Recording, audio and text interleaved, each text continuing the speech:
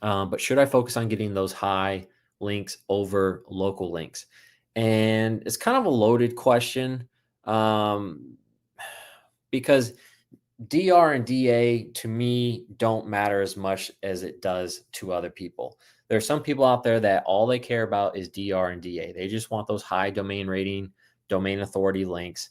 That's all they care about. And I will scream this from the rooftops for as long as possible. I really don't care about it. Okay. Yes, it is important to a certain extent. Okay. But I rather have relevant links over the high DR and DA links. Okay. So like those local links, which is like a geo relevant link. Okay. Um, because if you're just getting a generic link that has a high DA, okay, or high DR, maybe it's a DA of 90, okay, and it's some from some generic news website, you know, and it's linking to like a city page. All right, cool, great. That's awesome. I'll take the link. I'm not going to spend money on it, but if you want to give it to me for free, sure.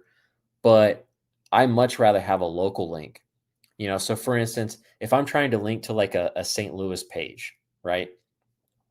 And there is it doesn't even have to be niche relevant. It could be, I'm linking to my St. Louis real estate investing page, and there's some St. Louis restaurant, okay, that wants to send me a backlink.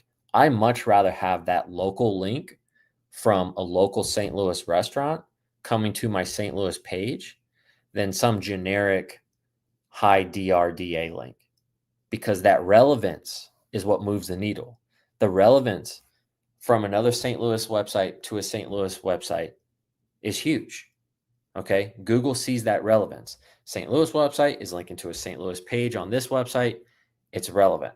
Okay. It makes sense.